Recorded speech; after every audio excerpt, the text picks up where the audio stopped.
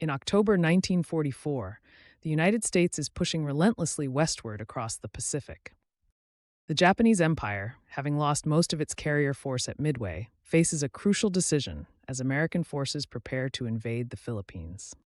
General MacArthur's return to the Philippines threatens to sever Japan's vital supply lines to the oil fields of Southeast Asia. The Imperial Japanese Navy must respond with everything it has left. The Japanese devise a complex plan. Their remaining carriers, now with few aircraft and poorly trained pilots, will serve as a decoy force to the north. The plan is to draw away Admiral Halsey's powerful Third Fleet. Meanwhile, two other Japanese forces will approach from the west and south. Their target is the American invasion fleet in Leyte Gulf. On October 23rd, American submarines detect the Japanese center force under Admiral Kurita moving through the Palawan Passage. American aircraft strike immediately, sinking two heavy cruisers. The following morning, as Kurita's force enters the Sibuyan Sea, waves of American carrier aircraft pummel his flagship, the super battleship Musashi. After sustaining 19 torpedo and 17 bomb hits, the mighty vessel capsizes and sinks. At dawn on October 25th, the Japanese decoy force succeeds beyond expectations. Admiral Halsey takes the bait, racing north with his entire fleet to destroy the Japanese carriers. This leaves the San Bernardino Strait unguarded, exactly as the Japanese planned. Through the night, Kurita's powerful center force, including the massive battleship Yamato, slips through the strait. Meanwhile, in the south, American battleships under Admiral Oldendorf await the Japanese southern force in Surigao Strait.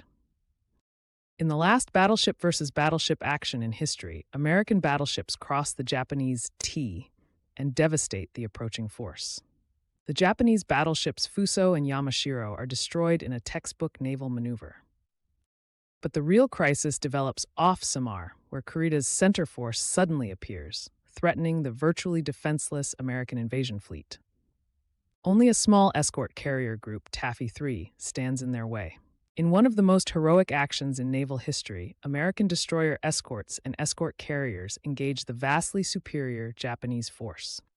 The destroyer USS Johnston, under Commander Ernest Evans, charges the Japanese fleet alone, scoring torpedo hits on a heavy cruiser before being sunk. For 2 hours, the American tin cans dodge shells from Japanese battleships while their aircraft attack with whatever weapons they have, even depth charges.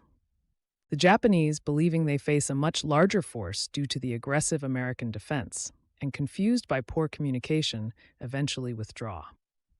The American invasion fleet is saved, but at a terrible cost in American lives. The Battle of Leyte Gulf ends as the largest naval battle in history.